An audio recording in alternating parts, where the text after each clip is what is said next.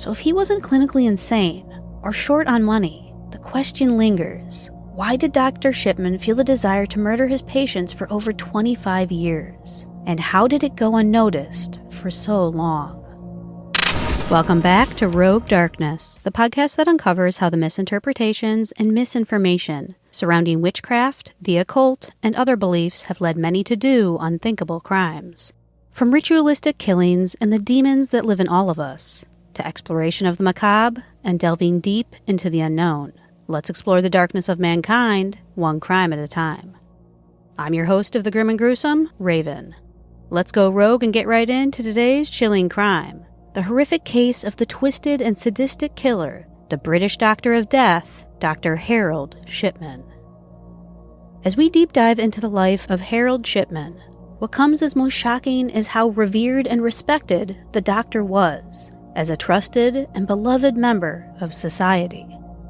Doctors are placed in a position of power over the average person, and we in turn trust them implicitly with our health, our minds, and our bodies.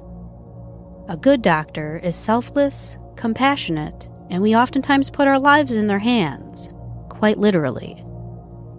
The Hippocratic Oath, which all doctors swear by, asks all doctors to promise the following.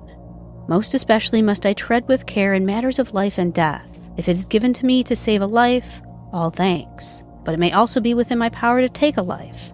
This awesome responsibility must be faced with great humbleness and awareness of my own frailty. Above all, I must not play God. So what happens when our own trusted physicians play the role of a god and turn from a trusting doctor to a cold-blooded murderer? Before Harold Shipman, this gruesome thought was only represented in fiction, with terrifying tales such as Hannibal Lecter or Dr. Jekyll and Mr. Hyde.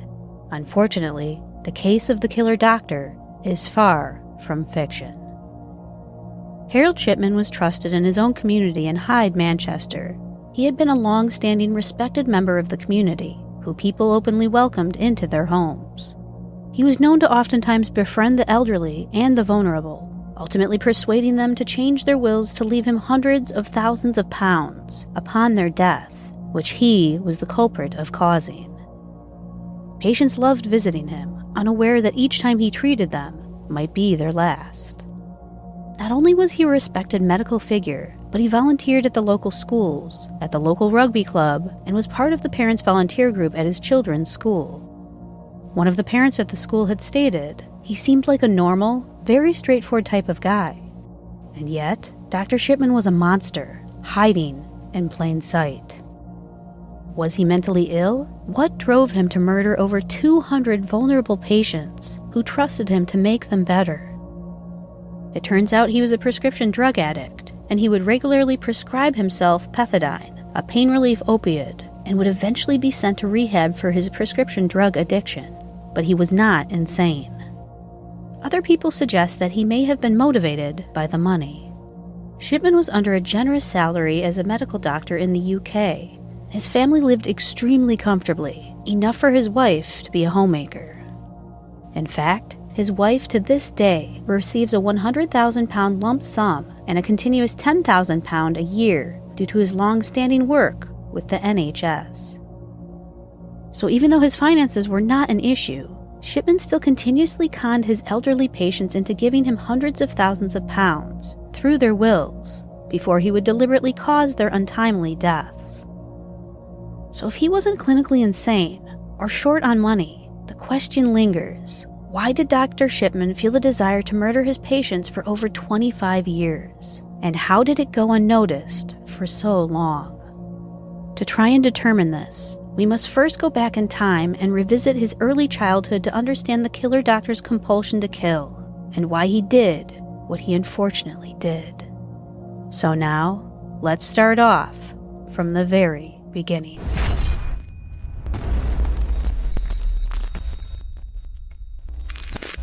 Harold Frederick Shipman was born on January 14th, 1946. He came from a working-class family and grew up in Manchester, England, and was known by his family and friends as Fred. A very bright young child, Harold went to grammar school which in the English school system is a selective stream of schools where an academic test is taken upon entry, and only those with high scores are admitted into the grammar school. This esteemed accomplishment delighted his family, who were very proud of him, especially after growing up so poor. Despite his high grades and natural aptitude for science, there was one thing that studying couldn't fix for young Harold: his mother's terminal lung cancer. Diagnosed just after his 17th birthday, as the months rolled by, Harold watched the life of his mother fade in front of his eyes. As his father worked full-time and Harold was the oldest son and naturally intelligent and interested in medicine, Harold oftentimes was the sole caregiver for his mother towards the end of her life. As his mother's condition deteriorated, Harold became exceptionally interested in the power of pain relief and how it eased the torture of his dying mother. He used to watch as the family doctor administered morphine to her, seemingly making all of her pain go away. It's plausible that even at such a young age, as the teenage Shipman watched the doctor administer the medication to his mother, he potentially imagined using pain relief to end someone's life. After his mother had passed away, Harold Shipman was determined to study medicine, and he was ultimately accepted into the Leeds School of Medicine to begin his studies. After moving to Leeds at the age of 19, Shipman eventually met his religious and conservative wife, a lady named Primrose, while on a bus, and she would go on to become his loyal partner up until the bitter end. Primrose was only 16 years old at the time when her and Harold first met. However, being the 1960s in England, this was generally more acceptable than it would be in modern times. What definitely was not acceptable at that time, however, were unplanned teenage pregnancies, or even more, abortions. The very predicament that Harold and Primrose found themselves in a couple of months after meeting one another. One hasty wedding later, forced upon the teenagers by both sets of their furious parents, the young couple found themselves married, parents, and Harold still not having completed medical school. Life was stressful for the young Shipman family, who eventually would go on to have a total of 4 children. Harold ended up turning to opioids to numb the pain of early parenthood, a forced marriage, and the hole in his life that his mother had unfortunately left. He was hired for his first role as a qualified medical practitioner in 1974, which he would go on to lose that position only a year later for illegally prescribing himself opioids to carry on his addiction. After losing his job, a hefty fine, and a stay in rehab, Shipman wanted a fresh start. He decided that if he couldn't get his kicks from injecting himself with drugs, he would begin to find pleasure from injecting others, and he did this by reopening his medical practice in 1977 and going on to quickly gain favor and respect amongst the local community. This is how he would get his foot in the door to his evil plan. From 1977 through 1998, many vulnerable and elderly patients met their fate under the care of Harold Shipman. Elderly patients who had the typical ailments of a person in later life, but none on the verge of death, would go to Dr. Shipman with normal complaints. Shipman would happily administer a pain relief to ease the patient's pain. Unbeknownst to the patient, Shipman would knowingly insert a lethal dose of diamorphine into the patient's bloodstream. Diamorphine is known on the streets as heroin, used legally in microscopic amounts in medical settings by trained doctors, while also being heavily abused by drug addicts on the streets for its amazing highs, and many times fatal overdoses. 7 hours after the injection, the patient would be found dead, the cause of death determined to be heart failure due to a heroin overdose. To cover his tracks, Shipman would fabricate the patient's medical records, as declaring the patient died of a drug overdose would arouse suspicion. He lied complicitly, falsifying the cause of death and signing their death certificates, reassuring the grieving families that he did all he could to try and help them prior to their deaths. His gruesome streak had to end at some point, and after 2 decades of playing God, suspicions finally began to arise that his elderly patients had a higher mortality rate than any other doctors in the same area. The local coroners began to realize that many death certificates being sent their way had been signed by Harold Shipman, rather than an even spread of local doctors. Dr. Linda Brooks, who had worked alongside Shipman, made a formal complaint to the local coroner and highlighted that his elderly female patients had a higher than usual death rate. Her complaints would fall on deaf ears, though. Shipman was investigated by police officers who were deemed as inexperienced, and the case was initially closed. Had Dr. Brooks been listened to initially, more lives could have been saved, but much to many people's dismay, Shipman continued to kill after the investigation concluded. The next person to raise suspicion that something was not right was a local taxi driver named John Shaw. John would often pick up the elderly patients from their homes, chatting to the patient, making small talk about their day, and then would drop them off at Dr. Shipman's. After years on the job of driving taxis, John realized that when a patient said they were seeing Dr. Shipman, it was often a one-way journey, and he would not see the healthy, happy elderly person ever again.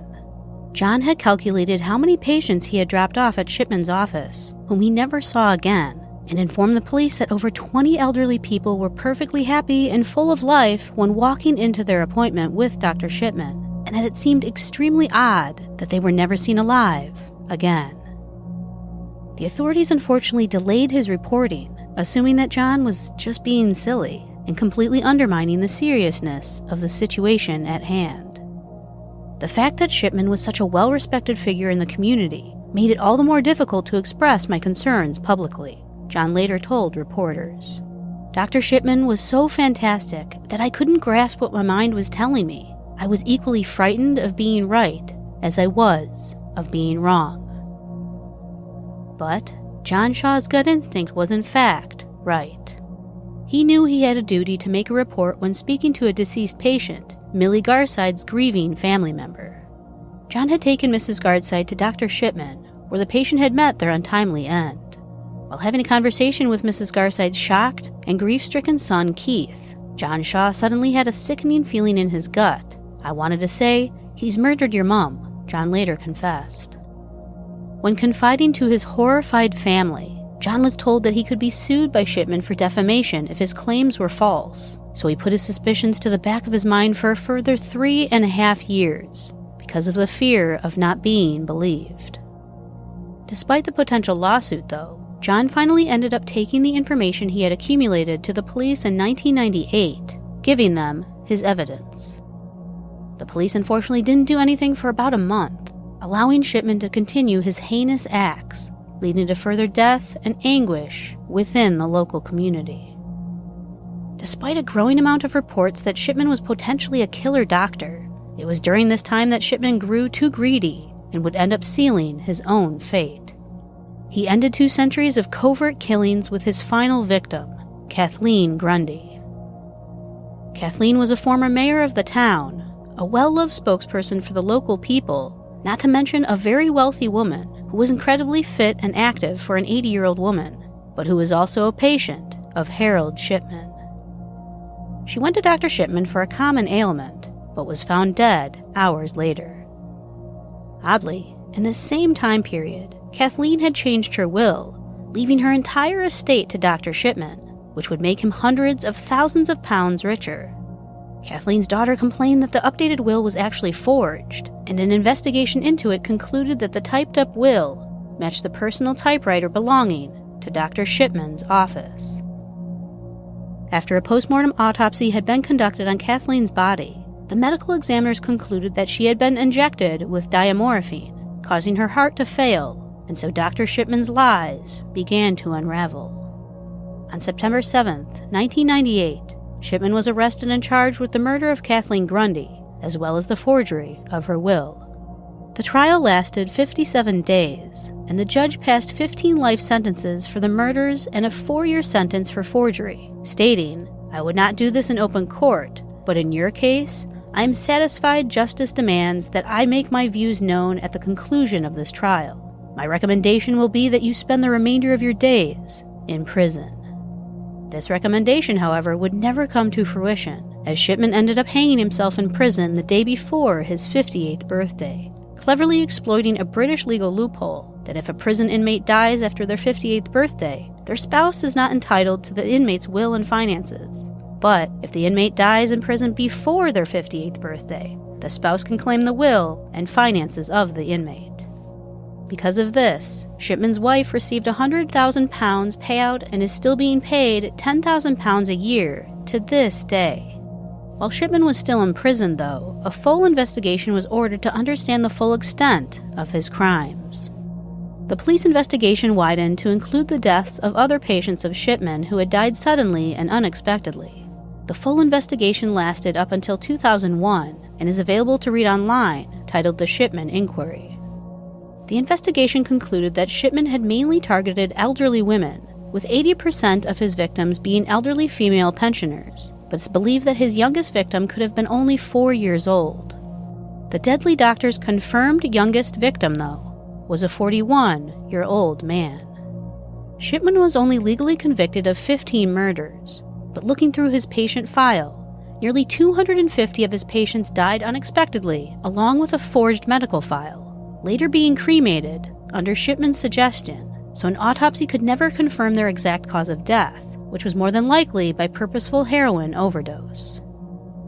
The true reasoning as to why Shipman carried out such horrific crimes over and over again is still very much debated to this day. Some say that with each murder via overdose, Harold was reliving the childhood trauma of witnessing his mother dying. Others imagine that he was practicing euthanasia, killing the elderly whom he assumed had little quality of life left, while some speculate that he enjoyed making financial gains from the wills of his patients. Maybe he was just simply playing God, defying the Hippocratic oath that he swore to uphold. We may never truly know the true reasoning behind the sick and twisted mind of the infamous killer doctor, Harold Shipman, forever dubbed as Dr. Death. So that was the case of the killer British doctor Harold Shipman, and how he abused his power by taking advantage of unsuspecting and trusting individuals for his own presumed pleasure and financial gain. Definitely let me know your thoughts on this case, and if you have any questions regarding it or any other cases I've previously covered, feel free to contact me at roguedarknesspod@gmail.com. You can also always reach out to me directly on my Instagram or Twitter at rogue_darkness, or on my website, roguedarkness.com.